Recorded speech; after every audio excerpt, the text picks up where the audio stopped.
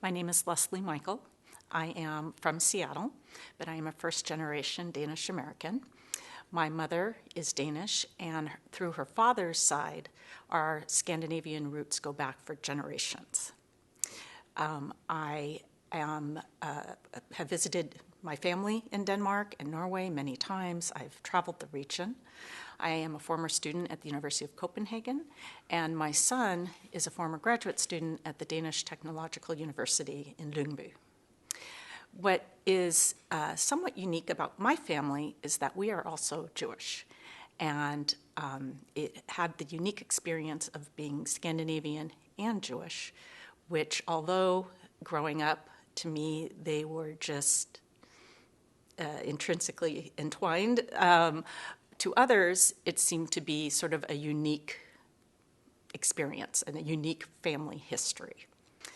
And growing up, I would go often and visit my grandparents who lived in a suburb north of Copenhagen.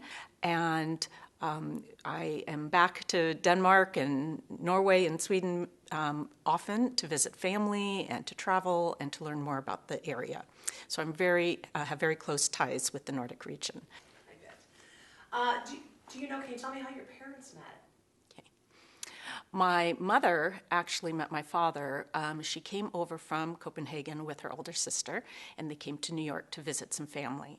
And one family member lived in Seattle. So she came to Seattle, and it was through a connection with this relative and my father's mother, who were friends, that they met each other. My mother then ended up returning to Denmark, and my father followed and convinced her to get married and to return to Seattle, where they now live. That's great. Okay.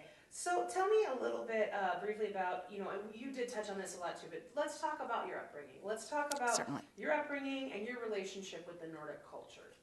So my mother is Danish, but I should explain, she was actually born and raised in Shanghai, China. Her parents were in Shanghai. My grandfather was working with a Danish company, the Nordic Telegraph company in Shanghai. And so my mother and her older sister were born and raised in Shanghai. Now, because we are Jewish, this happened right at the start of the war, World War II, and it was actually that helped save their lives. Because in Denmark at the time, Denmark had been occupied by the Nazis, and in October of 1943, Adolf Hitler called for the roundup of all the Danish Jews and the deportation of the Jews. Well, because she was in Shanghai with her family at the time, they actually survived that situation, not being in Denmark.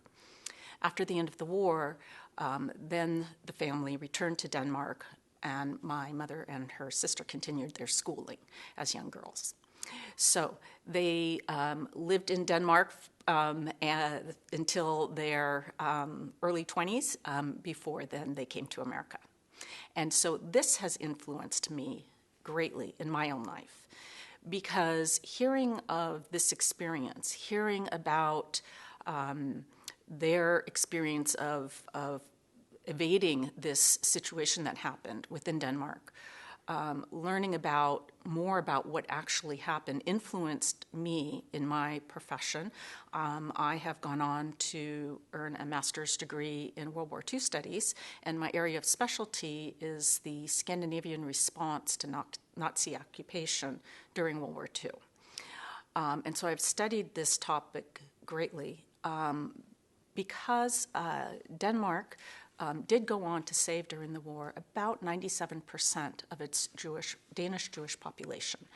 And so this has influenced me in my own connection to my Nordic heritage because of the heroic acts of so many Scandinavians and what they did to help save the Jewish community, who they saw as just fellow citizens.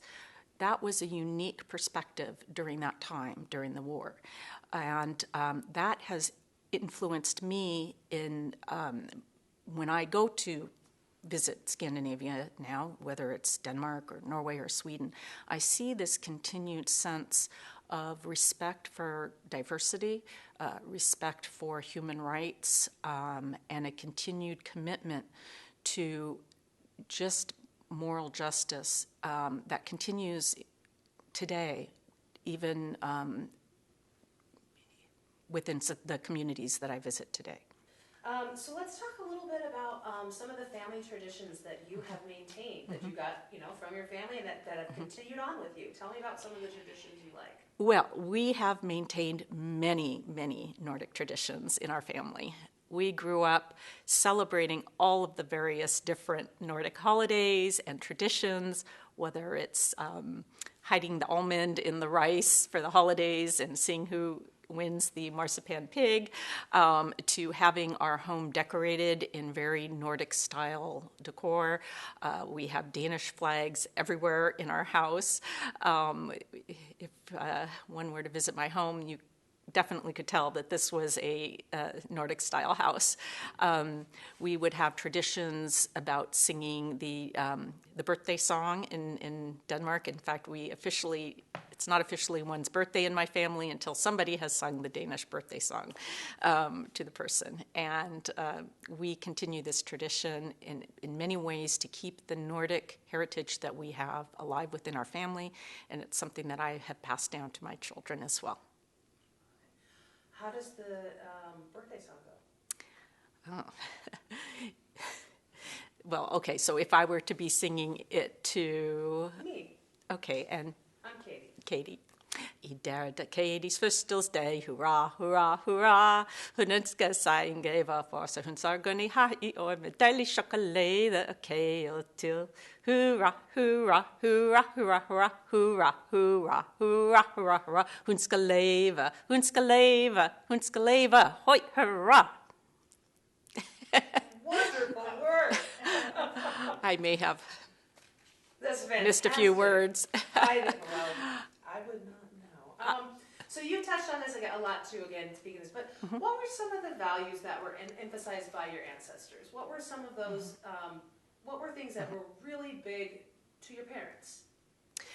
Some of the values that were emphasized through our Nordic culture was a respect for human diversity and human rights, a very hopeful promise for the future through ecology and sustaining natural resources. For instance, we grew up recycling well before it became part of our sort of the community norm. We grew up in just respecting that people can have different backgrounds. You don't always know when you look at somebody what their history is. And I have learned that just looking at my parents, for instance. I see my mother and her varied background. I have learned that people have unique individual stories, and we don't always know. And we may look at somebody and think, oh, you're this or you're that, and to find out that there's a deeper level in there. People look at me and they may not see a Danish ancestry. They may not see a Jewish ancestry. They may see something totally different. But yet it's possible to have this kind of background, and that's the beauty of the Nordic and Scandinavian culture, is it is so richly diverse that people can come from all sorts of various backgrounds or experiences or religious identities or other personal identities and still have these Nordic connections. What are some of the things that you brought into your adult life that you learned from your family members or your community members? One of the things that I have brought into my daily life, both professionally and personally, is to always be thinking about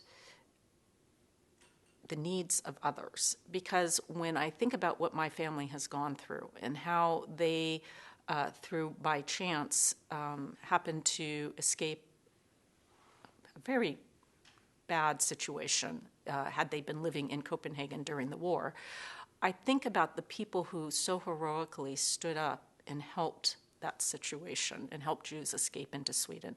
And that has made a profound impact on me, because look for opportunities to provide that kind of support to others. If I see people, you know, in having a challenging situation, I work so hard to try to find a way to help somebody.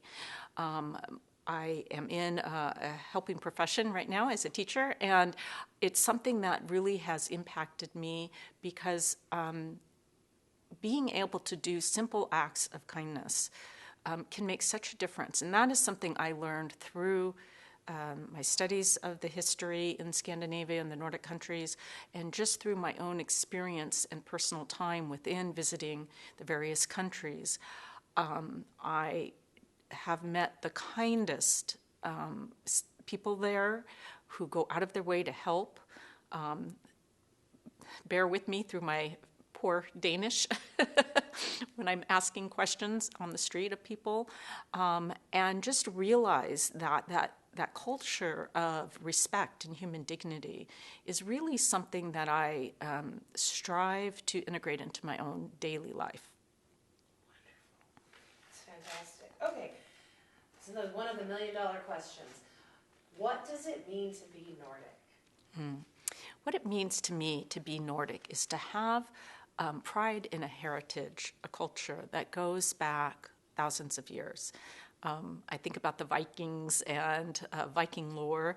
I think about the history of Denmark through the art I have seen in various museums and through just learning about the history of the various Scandinavian countries. And it means to me to have a real sense of pride in the accomplishments within the various Nordic communities, not only historically, but what they are accomplishing even to this day. And to me, being Nordic means feeling very proud of the history of the Scandinavian countries and who they were and who they are today. Great. So let's talk first about sustainability. Yes. What does sustainability mean to you?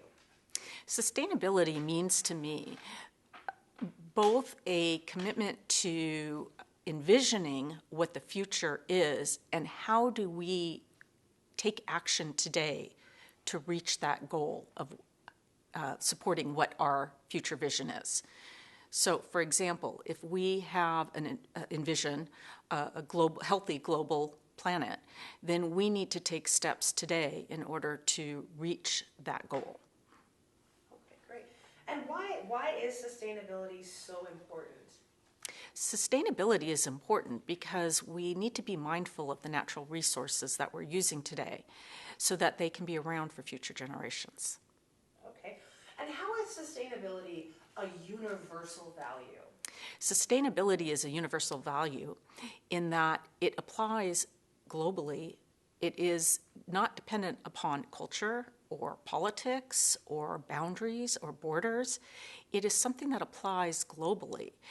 Everywhere on the planet, sustainability is important in order to maintain our natural resources and the global balance we have within nature, and in order to save and protect our planet for future generations. So let's talk again about openness. Tell me a little bit about how that resonates with you, and also how you see it and how you use that in your life.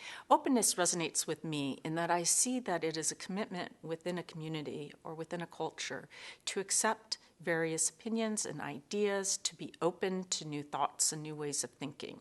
This resonates with me because I think it's important within any community to be able to share ideas, to be able to challenge existing ideas, and to be able to provide a different point of view. It really adds to a colorful fabric, if you want to call it that, of various ideas and thoughts to enrich any community.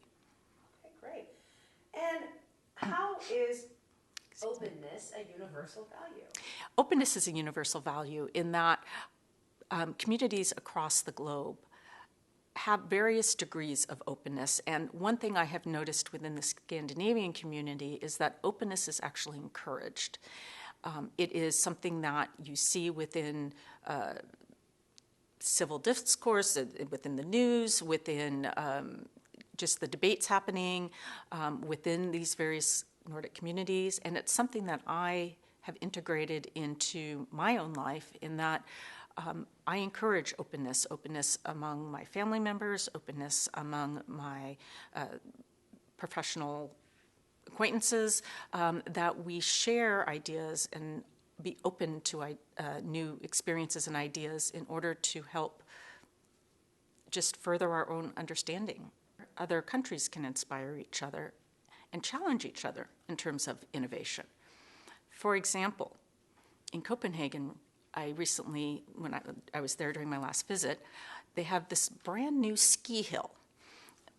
Looks so cool. You can go skiing in Copenhagen. But underneath that ski hill is actually a plant that takes garbage and transforms it into energy. And they had the clever idea of taking the roof of this, essentially what is a garbage transfer station, and turning it into a ski hill. And it is just remarkable. That is remarkable. Yes. That's brilliant. Wow. Tell me, what is your favorite thing about being Nordic? What do you love about being Nordic? What I love about being Nordic is the proud Scandinavian history involved. The more I learn about the different Nordic countries and their past, the challenges that they've had to overcome, and the way that they've come together as communities, the more I am just inspired to be of Nordic descent and proud to be a Scandinavian. And of the 4 core values, again, going back to openness, sustainability, social justice, and innovation, which ones do you think you relate to the most in your life? Of the 4 core values, I think the ones that I relate to the most are the idea of innovation and the idea of social justice.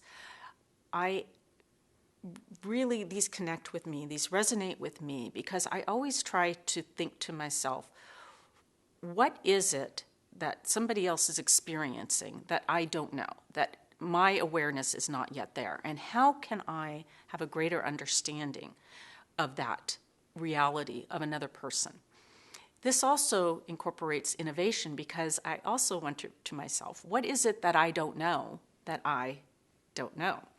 And through innovation, we learn and we grow by learning new technologies, new ways of thinking that we hadn't once thought before. I don't ever want to stop growing as an individual. I don't ever want to stop learning. And I feel that these core values embrace that idea of continual growth as a person. Okay, great. So if we had a person here who did not know anything about Nordic culture, they didn't know anything about it, what would you say to them to kind of give them the brief rundown? What would you tell somebody who knows nothing or knows very little about Nordic culture? How would you describe it? What I would tell somebody who didn't know anything about Nordic culture is that the Nordic people have endured quite a bit of challenges over the many, many generations. Through cold climate, difficult landscapes, connections within the European community, through politics, through other challenges that have occurred in the past within the Scandinavian communities, the Nordic people have overcome and bloomed within these situations to create a dynamic area of growth, innovation, sustainability, social justice, and openness within their communities. And I continue to see and am inspired by these every time I go to visit Scandinavia. And I'm also inspired by these traits when I come to the Nordic Museum and I see them on display in the various exhibits at the museum. What have I not asked you that you think would be important to have in this video, or that you would like to share or say? What am I missing? What are we missing? What haven't we talked about? I think it's important for people to understand that when one talks about the Nordic people, I think people automatically think in their mind of a certain type of person who looks a certain way. And I think the Nordic communities actually embrace such diversity. I think that understanding that there are many, many cultures within Scandinavia at this time, Some have been there for generations. Some are new and yet trying to integrate themselves into the Scandinavian communities and learn the ways and integrate their own personal culture within their new local community. I think it's important that people realize that being Nordic can also mean you are Nordic and something else. It can mean that you are Nordic and Jewish. It can mean that you are Nordic and Muslim. It can mean that you are Nordic and Black. It can mean you are Nordic and white. It can mean that you are Nordic and Asian. There is such a diversity within the Nordic communities, and an openness and a willingness to embrace diversity within the Nordic communities, a trust in the human nature and human capabilities within the Nordic communities, that I think that people, I think that needs to be celebrated. Let's just touch on your Nordic and Jewish ancestry a little bit more. You mentioned that combination is unique. Mm-hmm. Can you talk a little bit about how or why it's unique, mm-hmm. and also how those cultures added richness to your background and mm-hmm. to your identity? So growing up, I had many friends growing up who would know my mother as Danish, the way they would hear her accent, and they would then learn that we were also Jewish. And they had trouble growing up sort of melding the two. However, if we think about many of the other cultures, being American and Jewish, being of any country and Jewish, it seems to me to be, I was always confused by that growing up. Why were my friends struggling? You're Jewish, you're Danish, how is that possible to be both? And I would have to just tell them that it is possible to be both, but it impacted me because it helped me realize that I think a lot of people have in their minds a set idea of who a particular type of person is based on what we say. If we were to say, for instance, oh, I'm of Danish background, there's sort of a little checklist that maybe people go through in their mind. Oh, okay, that means you're this, you're this, you're this, you're this. And what that has taught me is that to really challenge my own way of thinking when I hear of somebody else saying that they're from a certain area, to realize that my little checklist that I have in my mind might not be accurate at all.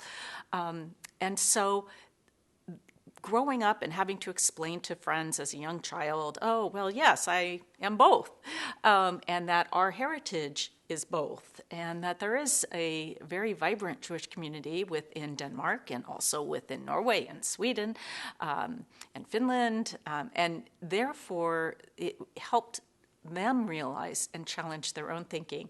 Oh, I didn't know that these two communities could exist, and it does, and it's helped me realize that I may also be presuming something about somebody that might not be the case at all. So it's helped me shape my own way of thinking.